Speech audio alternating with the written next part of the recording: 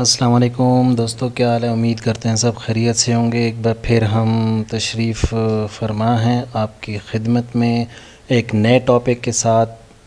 Senior auditor, accountant, national saving officer, account से related किसी भी किस्म की पोस्ट, किसी भी टेस्टिंग एजेंसीज़ के टेस्ट की प्रिपरेशन और उसके इंटरव्यू की तैयारी करवाने की कोशिश की जा रही हैं। उम्मीद करते हैं आप सबको फ़ायदा हो रहा होगा हमारी वीडियो से। तो आज का जो हमारा टॉपिक है वो हम आए हैं जनरल नॉलेज, जनरल लेजर्स और ट्रायल बैलेंस के हवाले से। अकाउंटिंग का टॉपिक है, बेसिक टॉपिक है अकाउंटिंग का, लेकिन इंटरव्यूज़ में हो सकता है इसके बारे में क्वेश्चन किए जाएं। तो एफपीएससी ने भी जैसे कि senior auditor, national saving officer और पीपीएससी के अकाउंटेंट वगैरह के पेपर्स अभी चल रहे हैं, उनको मद्देनज़र रखकर हम ये वीडियो बना रहे हैं। टॉपिक डिस्कस करने का हमारा मकसद है कि आपको इंटरव्यू में अगर कोई क्वेश्चन पूछा जाए बेसिक्स के हवाले से तो आपको उसके बारे में आइडिया हो, उसका जवाब आप दे सकें। तो ये ऊपर किसी भी टेस्टिंग एजेंसीज़ के नाम या कोई भी गवर्नमेंट का इदारा अगर अकाउंट्स के रिलेटेड कोई टेस्ट कंडक्ट कर रहा है तो उसके लिए ये वीडियोस आपको बहुत फ़ायदा पहुंचा सकती है। उम्मीद करते हैं आपको हमारा चैनल, हमारी वीडियो, हमारी जो भी लेटेस्ट इन्फॉर्मेशन आती हैं वो आपको पसंद भी आती होंगी और आपको फ़ायदा भी उससे हो रहा होगा। तो अपने आज के लेक्चर को शुरू करने से पहले आपसे गुजारिश की जाती है कि हमारा चैनल यूट्यूब पर MHN नॉलेज के नाम से काइंडली उसको सब्सक्राइब कीजिएगा और बेल आइकन को प्रेस कीजिएगा ताकि कोई भी लेटेस्ट इन्फॉर्मेशन हम अपलोड करें तो उसकी इन्फॉर्मेशन आपको मौसूल होती रहें। शुरू करने से पहले अल्लाह का नाम ले लेते हैं। इय्याका नअबुदु व इय्याका नस्तईन। ये हमारे चैनल का लोगो भी आ गया, काइंडली इसको सब्सक्राइब करना। चले शुरू करते हैं। सबसे पहले हम ये जो इससे पहले हमने वीडियो अपलोड कर दी हुई है उसके बारे में ओवरव्यू थोड़ा सा बता दें कि वीडियो किसके बारे में थी। वीडियो जो हमने बनाई थी वो रिलेट कर रही थी basic principle and procedure of accounting से। तो उसमें हम अकाउंटिंग की डेफिनेशन के बारे में डिस्कशन कर चुके हैं, बुक कीपिंग के बारे में डिस्कशन कर चुके हैं, ब्रांचेस ऑफ अकाउंटिंग के बारे में, फाइनेंशियल अकाउंटिंग क्या होती है, मैनेजमेंट अकाउंटिंग क्या होती है, कॉस्ट अकाउंटिंग, इन तीनों अकाउंटिंग के बारे में हम डिस्कशन कर चुके हैं एक्सप्लेनेशन के साथ, इजी वे में। उम्मीद करते हैं आपको समझ आ चुकी होगी। फिर उसके बाद हम कंसेप्ट्स ऑफ अकाउंटिंग के कंसेप्ट्स के बारे में भी डिस्कशन कर चुके हैं, यानी बेसिक प्रिंसिपल्स क्या हैं, कौन से कंसेप्ट्स हैं, separate entity concept, going concern, money measurement concept, cost concept, dual aspect concept, accounting period concept, periodic management of cost and revenue concept, realisation concept, conservatism and full disclosure, consistency, materiality जो कि convention of accounting के under आते हैं, इनके बारे में हम discussion कर चुके हैं। उम्मीद करते हैं आप हमारी फ़र्स्ट वीडियो देख चुके होंगे। अगर नहीं भी देखी तो हम डिस्क्रिप्शन में इस वीडियो का लिंक आपके साथ शेयर कर देंगे। काइंडली हमारी वीडियो को गो थ्रू कीजिएगा ताकि आपके बेसिक्स कंसेप्ट्स क्लियर हो जाएं और किसी किस्म के भी टेस्टिंग एजेंसी के थ्रू जो आपने टेस्ट दिया अगर उसका इंटरव्यू कंडक्ट किया जाता है, आपको कॉल की जाती है, तो आपको इंटरव्यू के सवालात के जवाब देने में आसानी हो। आज का जो हमारा टॉपिक है वो है जर्नल के हवाले से। जर्नल जैसे कि आप सबको उम्मीद करते हैं जो भी ग्रेजुएशन कर चुके हैं उनको ये बहुत बेसिक चीज़ें होती है अकाउंटिंग की, उसके बारे में मालूम होगा कि क्या होती हैं। लेकिन मैंने दोबारा एक बार इजी वे के साथ स्लाइड्स बना के इसको आपको समझाने की कोशिश करता हूँ। उम्मीद करते हैं आपको इससे फ़ायदा ज़रूर होगा। तो पहला क्वेश्चन क्या है कि अकाउंटिंग में जर्नल क्या होता है। जर्नल क्या होता है कि फ़र्स्ट स्टेज होता है किसी भी अकाउंटिंग प्रोसीजर का। इसको जर्नल या जर्नलाइजिंग भी कहते हैं। इसकी डेफिनेशन मैं आपको नीचे शो करा दूंगा कि क्या डेफिनेशन है अकाउंटिंग जर्नल की। तो जर्नल जो है ये यानी जर्नल को primary book of accounts keeping भी कहते हैं। जर्नल को क्रोनोलॉजिकल ऑर्डर्स में भी इसको कहा जाता है। इसको डे बुक भी कहा जाता है। अक्सर एमसीक्यूज़ में टी बुक्स और डे बुक का डिफरेंस पूछा जाता है। डिफरेंस मींस के ऑप्शंस में दोनों होते हैं। तो अकाउंटिंग जर्नल्स को डे बुक कहा जाता है, जबकि लेजर्स को टी अकाउंट्स कहा जाता है। ये MCQs जो है मोस्टली रिपीटेड हुआ है मोस्ट ऑफ पेपर्स में, तो इस बात का ध्यान रखिएगा। इसको सब्सिडरी भी कहा जाता है, प्राइमरी बुक भी कहा जाता है, इसको डे बुक भी कहा जाता है, इसको जर्नल भी कहा जाता है, क्रोनोलॉजिकल ऑर्डर्स भी कहा जाता है। इसको क्रोनोलॉजिकल ऑर्डर्स का क्या मतलब है कि डेट वाइज, यानी मंथ में अगर 30 दिन हैं और 30 दिन में 15 दिन ट्रांजैक्शंस हुई हैं और 15 दिन डिफरेंट डेट्स में हुई हैं, 2-2 दिन के गैप पे, तो पहली ट्रांजैक्शन वही रिकॉर्ड होगी जो पहली डेट पर हुई होगी, उसको हम क्रोनोलॉजिकल ऑर्डर कहते हैं। ये क्रोनोलॉजिकल ऑर्डर के बारे में थोड़ी सी डिस्कशन मैंने लिख दी है कि day to day transaction is recorded in a journal in a chronological order of dates. For this reason the journal is also called a chronological book of accounts. तो ये यहाँ पर देखें बता दिया गया कि क्रोनोलॉजिकल बुक्स ऑफ अकाउंट्स भी जर्नल को कहा जाता है, जर्नल भी कहा जाता है, एक बार फिर डे बुक भी कहा जाता है। तो और जर्नल को जर्नल भी कहा जाता है। किसी भी टेस्ट MCQs या इंटरव्यूज़ में आपसे इसके बारे में पूछा जा सकता है। तो डेफिनेशन के बारे में डिस्कशन कर लेते हैं। जर्नल की डेफिनेशंस क्या होती हैं। The first stage of accounting, यानी ये जो ऊपर मैंने डायग्राम से बनाई है इसी को इंग्लिश में ट्रांसलेट कर दिया गया है। The first stage of accounting procedure is journalised and journalising. Journal is the primary book of keeping accounts, the book wherein the transactions are recorded in a chronological order of dates. After determining the debt and credit accounts of transaction with explanation is called journal. तो journal में हमेशा entries की जाती है। Entries के हमेशा 2 effect होते हैं, जिसकी डिस्कशन हम पिछली वीडियो में कर चुके हैं। डिस्क्रिप्शन से जाकर पिछली व्यूज़ को देख लें कि डेबिट क्रेडिट जो भी इंट्री होती है उसके 2 इफ़ेक्ट होते हैं, एक डेबिट एक क्रेडिट। कुछ इसके 5 पिलर्स जो अकाउंटिंग के हैं वो भी डिस्कशन कर चुके हैं, पिछली वीडियो को गो थ्रू कीजिएगा। इसके बाद हम देखते हैं कि वर्ड जर्नल जो है ये डिराइव हुआ है जॉर से, यानी जर्नल का वर्ड जो है जॉर से डिराइव हुआ है, जिसका मतलब होता है डे टू डे, यानी डे टू डे इंट्रीज़ या ट्रांजैक्शन जो भी हैं उसको रिकॉर्ड किया जाए। The word journal mean a day book और डेली बुक ऑफ अकाउंटिंग। तो जैसे पिछले 1 मिनट पहले हम डिस्कशन कर चुके हैं कि डे बुक भी कहा जाता है, क्रोनोलॉजिकल ऑर्डर भी कहा जाता है, सब्सिडरी भी कहा जाता है। तो इसके बाद हम इसमें डिस्कशन करेंगे फीचर्स ऑफ जर्नल्स की। जर्नल्स की फ़ीचर्स क्या होती हैं, जो डेफिनेशन है उसी से फ़ीचर्स मैंने सॉर्ट आउट करके यहाँ पर लिखी हैं। आप बेशक किसी अपने रफ रजिस्टर साथ रखिएगा, डेफिनेशन को नोट कीजिएगा और उसमें से ही मैंने ये वर्ड्स चूज़ किए हैं। देखिएगा, पहला हमारा फीचर्स जो है वो है primary entry, book of primary entry. दूसरी है daily record book, chronological order, use of dual aspect of transaction, use of explanation, different column and equal amount of money and subsidiary book, यानी इसको subsidiary book भी कहा जाता है। इसके बारे में हम थोड़ी सी डिस्कशन कर लेते हैं फ़ीचर्स के बारे में, यानी ये डेफिनेशन से ली हुई है, डेफिनेशन से सॉर्ट आउट करके जो 8 फीचर्स इसके मैंने यहाँ पर डिस्कस किए हैं, नाम लिए हैं, उनकी थोड़ी सी हम डिस्कशन कर लेते हैं। बुक्स ऑफ प्राइमरी एंट्री जो है ये अकाउंटिंग प्रोसेस का फर्स्ट स्टेज होता है। इसमें जर्नल को मेंटेन किया जाता है, ट्रांजैक्शंस को पहले जर्नल में रिकॉर्ड किया जाता है, इसीलिए इसको हम बेसिक बुक ऑफ अकाउंट्स कहते हैं। यानी बुक्स ऑफ प्राइमरी एंट्री भी कहा जाता है, डे बुक भी कहा जाता है, डेली बुक भी कहा जाता है, क्रोनोलॉजिकल ऑर्डर भी कहा जाता है, सब्सिडरी भी कहा जाता है। तो ये थी बुक्स ऑफ प्राइमरी एंट्री। उसके बाद डेली रिकॉर्ड बुक की बात कर लेते हैं कि जब ट्रांजैक्शंस को आइडेंटिफाई कर लिया जाता है तो उसको क्रोनोलॉजिकल ऑर्डर में डेट के हिसाब से हम रिकॉर्ड कर लेते हैं।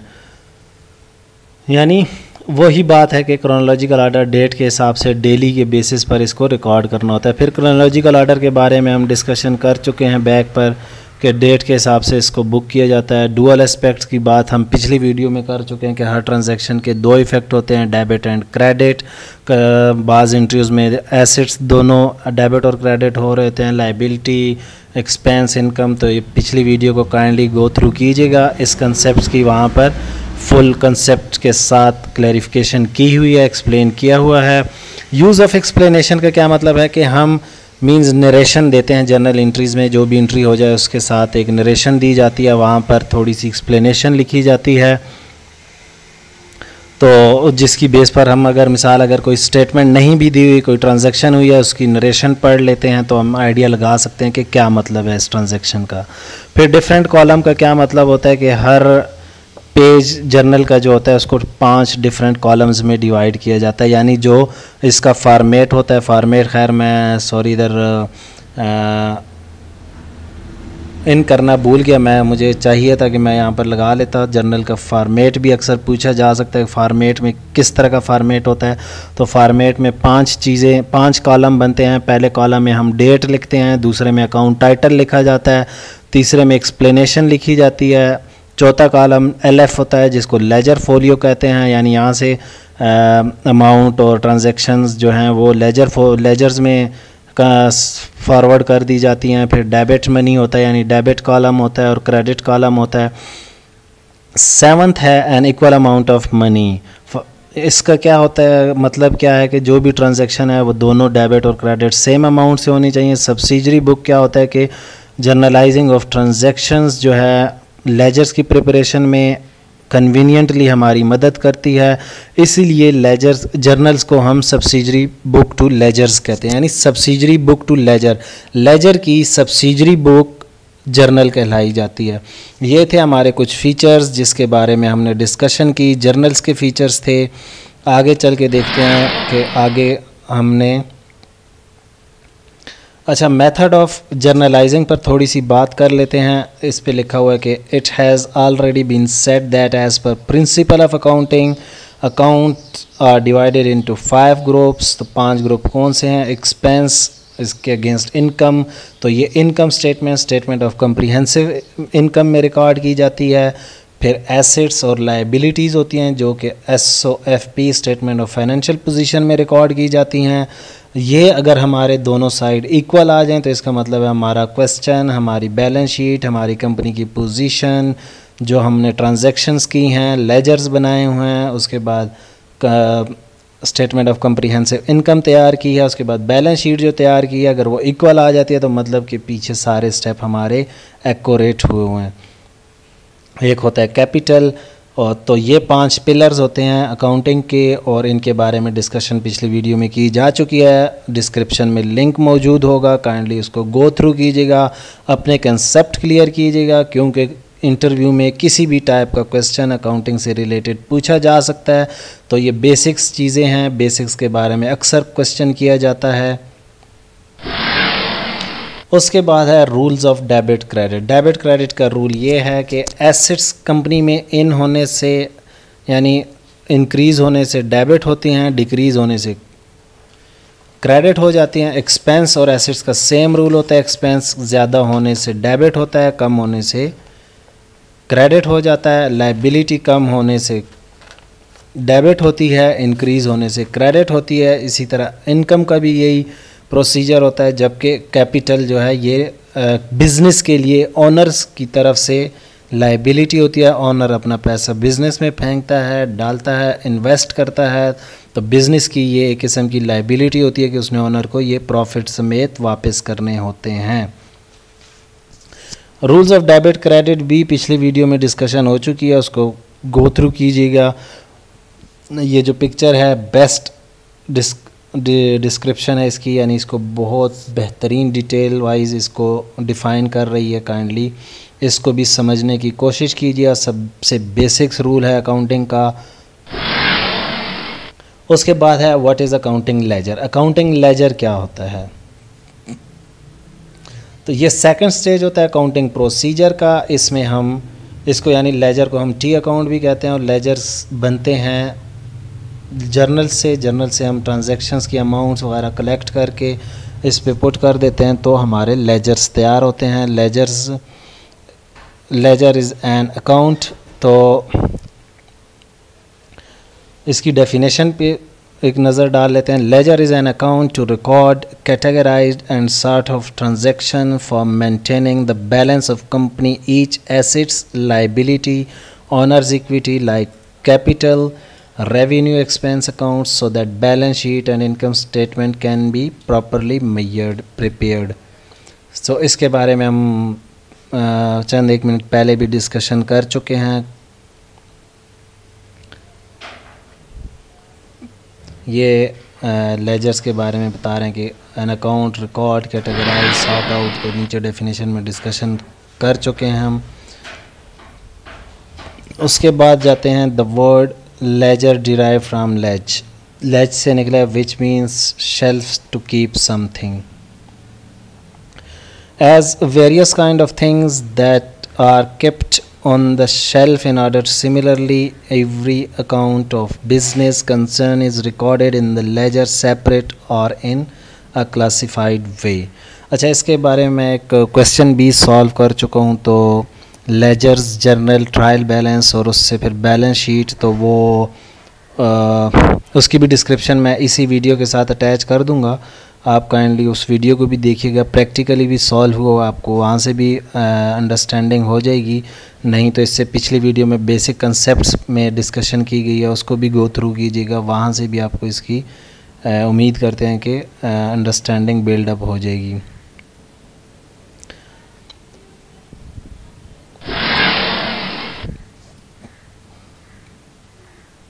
So from the above discussion we can say that the book wherein all transaction of business organizations are recorded in a classified permanent form under different heads of account, transferring them from journal is called ledger. वही subsidiary ledger, ledgers के लिए journal जो है subsidiary होती हैं।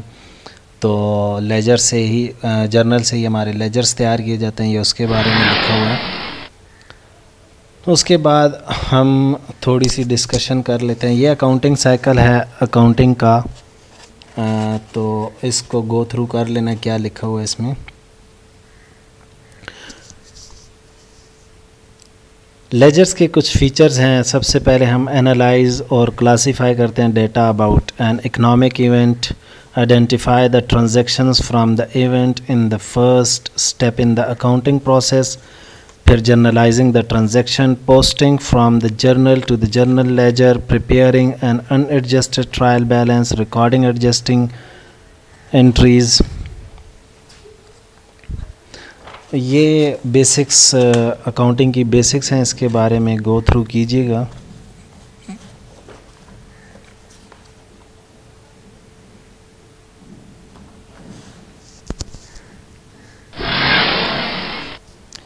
फिर trial balance की तरफ आ जाते हैं। थर्ड स्टेज होता है हमारा अकाउंटिंग प्रोसीजर का। सबसे पहले लेजर बनता है, जर्नल बनता है, फिर लेजर बनता है, फिर हमारा ट्रायल बैलेंस बनता है। ट्रायल बैलेंस से हम स्टेटमेंट ऑफ फाइनेंशियल पोजीशन और कम्प्रिहेंसिव इनकम बनाते हैं। अगर हमारे बैलेंस शीट इक्वल आ जाती है तो इसका मतलब पीछे हमारे तमाम प्रोसीजर या प्रिंसिपल्स जो भी हमने अडॉप्ट किए हैं वो करेक्टली स्टेप हमने उठा लिए होते हैं।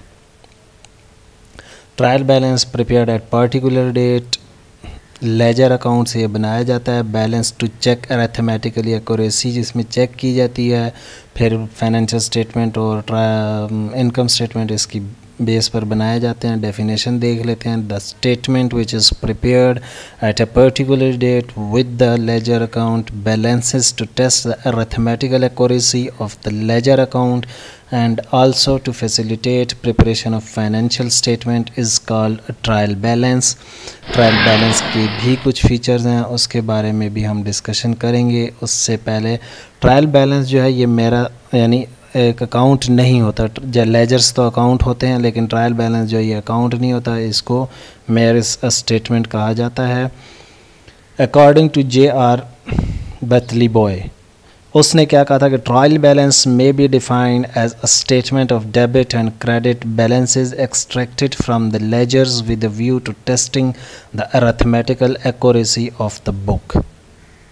इसकी डिस्कशन हम कर चुके हैं। ये ट्रायल बैलेंस का एक फॉर्मेट है। इस फॉर्मेट के बारे में थोड़ी सी डिस्कशन कर लेते हैं। इसके बारे में अक्सर पूछा जाता है। ट्रायल बैलेंस जो है वो भी 5 कॉलम्स पर कंप्राइज कर रहा होता है, यानी कंसिस्ट कर रहा होता है। पहला होता है टाइटल, टाइटल का क्या मतलब होता है? In the middle of the format name of the company, the trial balance and date of preparation are written. दूसरा होता है अकाउंट सीरियल नंबर, यानी जो ऊपर लिखा है ट्रायल बैलेंस ये इसका टाइटल है, फिर अकाउंट सीरियल नंबर लिखा होता है, सीरियल नंबर में हम लेजर्स अकाउंट्स आर रिटर्न करते हैं। अकाउंट टाइटल, फिर ये जो अकाउंट टाइटल है इसको डिटेल, डिस्क्रिप्शन, एक्सप्लेनेशन या अकाउंट टाइटल भी यहाँ पर लिखा जा सकता है। इसका क्या मतलब होता है कि हमने किस लेजर से डाटा उठाकर ट्रायल बैलेंस में लिख दिया गया है। तो इसको इसकी इंग्लिश डेफिनेशन ये होगी कि the serial number of that account of the ledger which has been written in the first column, the full title of account is written in this column. For example capital account, furniture account, cash account, salaries account, sales account, whatever. फिर उसके बाद होता है ledger folio. Ledgers folio का मतलब laser से जो हम एंट्री लेकर आए, लेजर्स का भी फॉर्मेट मैंने यहाँ पर अपलोड करना मिस कर दिया है। The number of the ledger page from where ledger balances are brought is written in this column.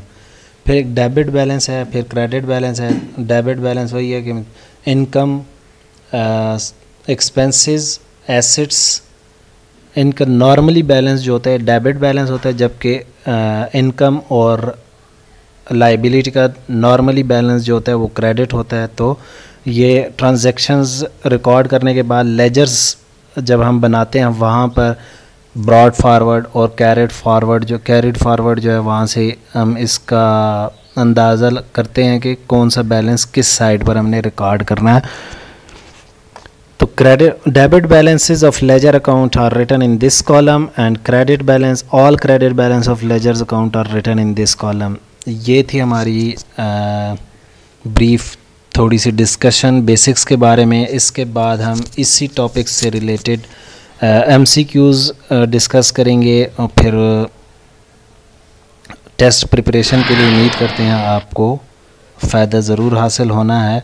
तो एंड पर जाते जाते एक बार फिर आपसे गुजारिश की जाती है कि हमारा YouTube चैनल MHN नॉलेज के नाम से काइंडली इसको सब्सक्राइब करना ना भूलिएगा and subscribe and press the bell icon, ताकि जो भी हम लेटेस्ट वीडियो अपलोड करें उसकी इंफॉर्मेशन आप तक मौसूल होती रहे। हमारा मेन मकसद जो मोटिव है वो है किसी भी टेस्टिंग एजेंसी की MCQs को सॉल्व करना एक्सप्लेनेशन के साथ। इंशाल्लाह हमारी कोशिश यही होगी।